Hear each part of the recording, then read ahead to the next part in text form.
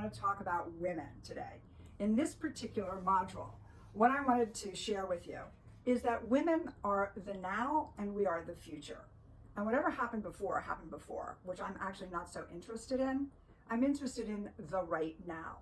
So from my perspective, and again, this is simply my viewpoint, I am in anticipation of increased violence, more shootings, and more specific violence against women. So step one, women don't go out alone, go out in pairs. Step two, stop waiting for permission or approval.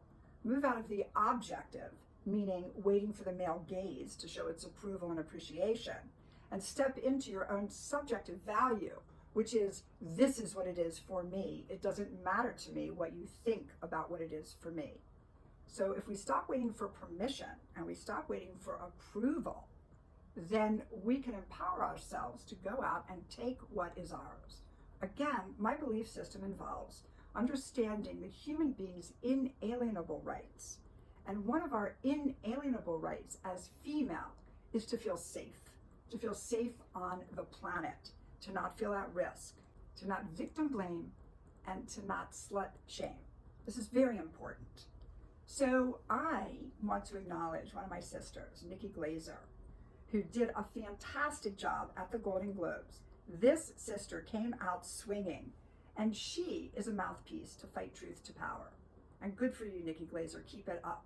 It doesn't matter what anybody else thinks. It matters what you think. Empower yourself.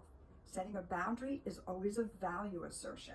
If you live from your value, the opinions of others doesn't matter, and we don't need permission. So speaking your truth as a woman, I often hear from my patients, when I suggest that they say what's really on their mind, they tend to tell me, they say, I don't want to be mean. Speaking your truth is not being mean. Speaking your truth is simply speaking your truth. So let's take a moment and debunk some kind of crazy urban myth. I don't know where it got started, but let's debunk it because it's absolutely a myth. The myth is that men have fragile egos and it's our job to protect those egos. So women do all kinds of crazy things in that arena.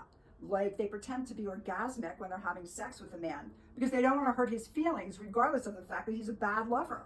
Let's stop doing that, my sister, shall we? And another thing, women don't tell men the truth. They tell men what they think they want to hear, and they hope that the guy is going to read between the lines and figure out what they really mean. Sisters, nobody's actually going to do that. Why don't you just tell them what's on your mind? Women also, they'll come to me in therapy and they'll say, well, I think he's meant this, or I think that this is what he meant. And I always say, why don't you ask? Why don't you just ask him what he meant?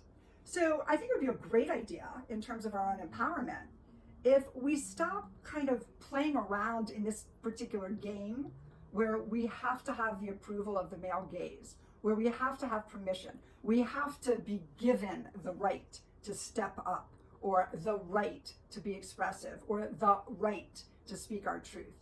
That's behind us, and we're only moving forward. This is the age of Aquarius. We can't go back. There is no back. That path has been closed. So to go forward, and again, just like building a garden, just like stepping away from technology, just like deciding to watch less news. I mean, if nobody's watching, is news news? Right here we are, right in this moment. Let's start being honest. Let's say, no, I didn't have an orgasm. I'm not happy with what went down between the two of us. Let's stop protecting what we think our job is, the fragile male ego. It's not true.